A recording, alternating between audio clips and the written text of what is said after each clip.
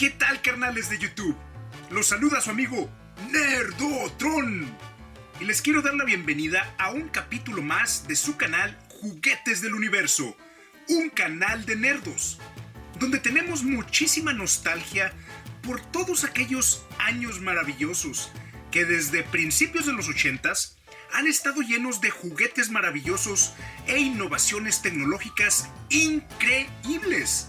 Y en este capítulo nos vamos a remontar hacia la década de los 70s, donde les voy a contar la historia de un carnal visionario y emprendedor, al cual también se le conoce como el padre de las consolas de videojuegos para el hogar, y el creador de una industria de los videojuegos súper exitosa, que hasta el día de hoy sigue creciendo a pasos agigantados.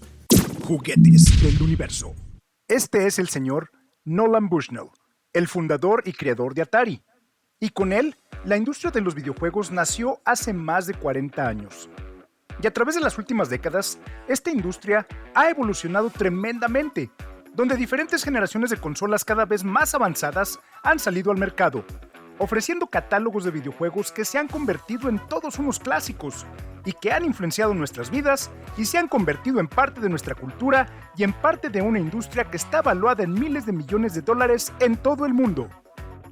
Una industria que genera 3 veces más ingresos que la industria de la música y 4 veces más que la industria cinematográfica de Hollywood.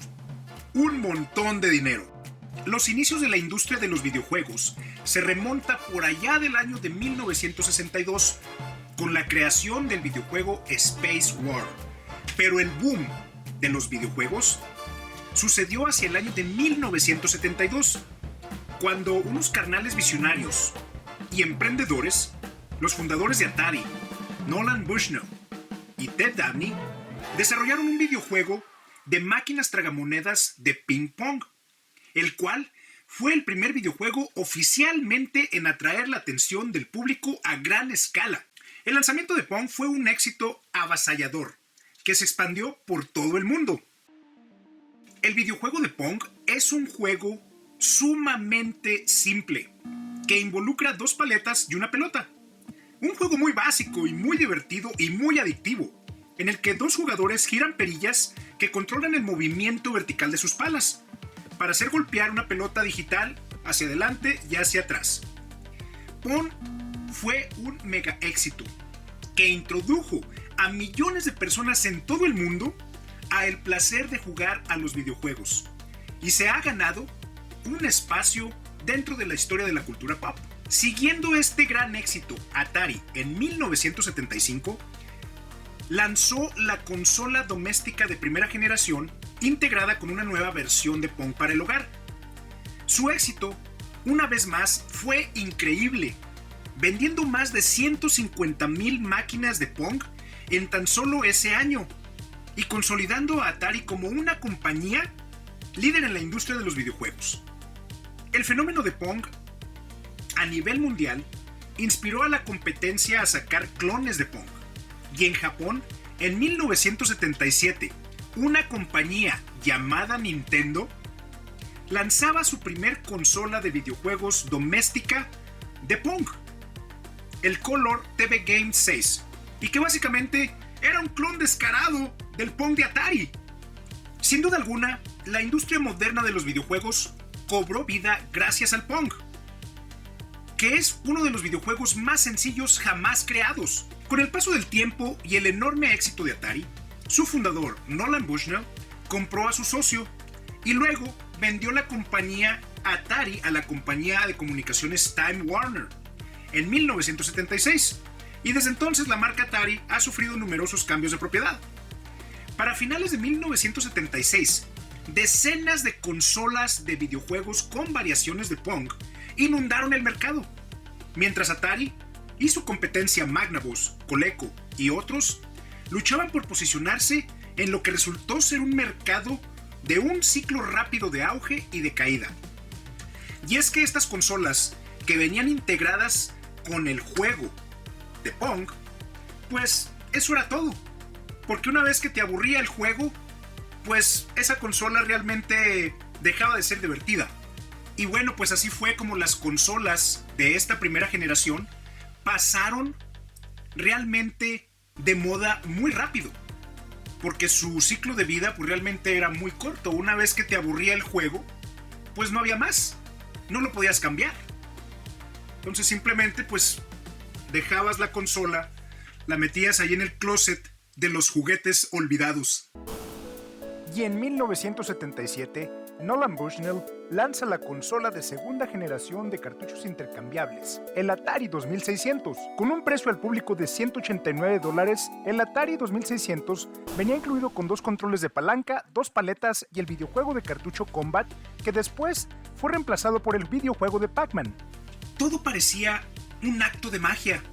Cuando la consola de Atari se conectaba al televisor, el 2600 traía a casa los verdaderos juegos arcade de Atari y transportaba al usuario a una variedad de mundos electrónicos prácticamente ilimitados, directamente en tu televisor. Eso fue increíble. Con la llegada de las nuevas consolas de la segunda generación, el Atari 2600 y su tecnología de cartuchos intercambiables, se creó una forma más fácil de desarrollar y de distribuir múltiples videojuegos para el mismo sistema, y al mismo tiempo se alargaba enormemente la vida útil de esta consola. Los programadores de Atari, de la mano del señor Nolan Bushnell, crearon un repertorio de videojuegos en la consola del 2600 que han perdurado a lo largo de la historia de las últimas décadas. Nunca podrías aburrirte del sistema. Todo lo que tenías que hacer era comprar otro juego. Sin duda alguna, un negocio muy rentable para Atari. Durante un tiempo, no había nada que pudiera detener a Atari y su consola 2600. Y la gran mayoría de los niños de los 80s, incluyéndome a mí, soñábamos con tener un Atari 2600 en la casa, porque soñar no cuesta nada. Para 1979, Atari era el líder absoluto en el mercado mundial. Su Atari 2600 en ese año vendió más de 1 millón de consolas. Increíble. La industria de los videojuegos se había convertido en todo un pasatiempo, donde tanto hombres como mujeres, niños y niñas de todas las edades podían jugar un videojuego. Y es por eso que esta industria se volvió tan popular. Con su enorme éxito, Atari se convirtió en una enorme corporación, donde había pasado de ser un lugar muy divertido y relajado e informal a un lugar corporativo frío y aburrido, donde les importan los ingresos y hay que reducir costos. Eso le pasó a Atari, y pues realmente existía muy poco reconocimiento y apreciación por un trabajo bien hecho. O sea, nosotros te pagamos para que hagas esto, hazlo. Los programadores estaban generando millones y millones de dólares, decenas de millones de dólares en ganancias con sus creaciones de videojuegos a Atari, donde Atari pues nada más les pagaba un salario bajo promedio sin ningún tipo de regalía. Pues lógicamente los programadores estaban inconformes y se empezaron a dar cuenta, ¿no?, de que estaban regalando su trabajo. ¿Cómo es posible que un cantante reciba regalías por su canción, un compositor reciba unas regalías de por vida porque alguien use su canción? ¿Y cómo es posible que un programador que crea un videojuego también súper exitoso no reciba nada? Ese era el dilema de estos programadores, y pues muchos de ellos empezaron a renunciar porque Atari pues no quiso implementar ese sistema de regalías y de mejor paga, ¿no? Entonces muchos programadores se fueron y empezaron sus propias compañías de programación, empezaron a crear sus propios videojuegos para así recibir una rebanada más justa del pastelote que era el mercado del Atari 2600. Un mercado enorme. Y muchas compañías programadoras empezaron a brotar de la nada y empezaron a sacar muchos juegos que eran no oficiales, y de muy bajo contenido y de muy pobre calidad, la verdad. O sea, ellos lo que querían hacer era un dinerito rápido, un dinerito fácil. Vamos a crear un videojuego que se prenda, que juegue y ya. Y empezaron a sacar unos juegos que ¡qué bárbaro! Como el videojuego I Want My Mommy, donde un osito tenía que subir a través de escaleras y obtener una manzana. Este mismo juego se repetía una y otra vez. Realmente se aburría uno muy pronto. ¿O qué tal el juego de karate? Donde dos supuestos peleadores karatecas estaban representados horriblemente. ¿O qué tal esta copia clon de Invasores del Espacio, donde se aprovecha para anunciar descaradamente a la Coca-Cola y a la Pepsi? ¿O qué tal este videojuego de Superman? Dios mío, ¿cómo podían sacar esto al mercado? Imagínense que sacaban hasta videojuegos de Kool-Aid. No lo puedo creer. Videojuegos de Kool-Aid. Sin duda alguna, el peor videojuego de Atari 2600 fue Custer's Revenge. Un juego de acción para adultos donde un personaje de un general de nombre Custer tenía que esquivar unos obstáculos y donde su objetivo era simplemente penetrar sexualmente a una mujer nativoamericana que estaba atada a un poste. ¡Qué poca! O sea, ¿cómo pudieron sacar juegos así? ¡Qué falta de respeto para el mercado, para la gente! O sea, ¿realmente pensaron que la gente no tenía cerebro y que no les iba a decir nada? Oye, ¿qué está sacando? ¿Qué porquería de juego es este? Pues es que realmente la industria de los videojuegos estaba en pañales, ¿no? No había esos estándares, ¿verdad? De calidad. Más bien no los quisieron implementar. Más bien, o sea, la calidad, eso es algo que se tiene que tener. Y Atari la descuidó, la verdad. No tenía esa estructura para filtrar los juegos que se estaban vendiendo, la verdad. No tenía control. O sea, las compañías programadoras lo sacaban y lo vendían y ya. Atari no decía, ¿sabes qué? Sí, ¿sabes qué? No. Todo esto afectó el mercado negativamente, tremendamente. Y la reputación y la imagen de Atari también. Pues ¿cómo no? ¿Qué porquerías de juegos me están vendiendo? O sea, voy a pagar $20 o lo que fuera que costaba un videojuego por una porquería de videojuego. La reputación de Atari empezó a caer como una compañía, pues, innovadora con calidad, ¿no? Y para el año de 1982, con el estreno de la película de E.T. el extraterrestre, una película de Steven Spielberg que fue todo un éxito, E.T. el extraterrestre. Y Steven Spielberg quería tener un videojuego de E.T. en Atari. Llegaron a un acuerdo para sacar un videojuego de E.T. el extraterrestre en diciembre de ese mismo año, de 1982, para antes de Navidad. La película de E.T. el extraterrestre fue todo un éxito. Y pues lógicamente, cuando se anunció que iba a haber un videojuego en el Atari 2600, esto creó una expectativa tremenda. Y E.T., el videojuego, se había convertido en el videojuego más anticipado en la historia de los videojuegos. Navidad llegó, E.T., el extraterrestre para el Atari 2600 había salido al mercado. ¿Cómo pudieron sacar un juego así? ¡Qué bárbaros! ¡Qué bárbaros! O sea, ¿qué estaban pensando?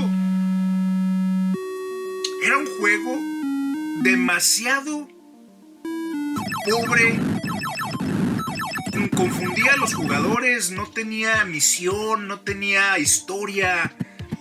¡Horrible! ¡Horrible! Pues lógicamente, después del mega éxito de la película de E.T., sacan esta jalada de juego. La gente dijo, ¿sabes qué? Ya, si Atari está sacando un videojuego así, ¿qué podemos esperar? El mercado ya estaba saturado de videojuegos oficiales y no oficiales de muy poca calidad. La gente ya estaba harta de las porquerías que Atari estaba sacando. O sea, ¿qué onda, no? Un año después, en 1983, el mercado de los videojuegos en Estados Unidos colapsó. O sea, ¿cómo estaría la cosa que muchas tiendas se negaban a vender los productos de Atari? Y pues nuevas consolas salieron también durante 1982, 1983. Nuevas consolas más avanzadas fueron lanzadas al mercado, como la ColecoVision, una consola muy buena. ColecoVision estaba sacando muy buenos juegos. Y la nueva 5200 de Atari. Tenían unos componentes y un hardware mucho más poderosos y muy superiores al 2600. Los gráficos eran mucho mejores. Pues todas estas consolas, junto con el resto de la industria de los videojuegos, pues colapsaron también y simplemente desaparecieron del mercado. Atari pasó de ser una compañía líder e innovadora en la industria de los videojuegos a perder más de $500 millones en 1983, que serían equivalentes a unos $18 mil millones de 2023. Pasó de tener a más de 10,000 empleados a tan solo 100 o menos de 100 en 1983. O sea, el colapso fue de picada. Tremendo, tremendo. Y pues eso pasa cuando no se tienen controles de calidad. O sea, al mercado hay que mantenerlo con calidad e innovación y pues la gente va a apoyarte, va a apoyar tu compañía, pero si le vendes puras cochinadas, pues esto es lo que pasa, la gente te deja de comprar. O sea, que no pensaban en eso. Pues en los Estados Unidos el mercado de los videojuegos ya había desaparecido. Y esto, amigos, se conoce como el histórico colapso de 1983. Y para Atari y su consola 2600, pues el juego ya había terminado. Game over.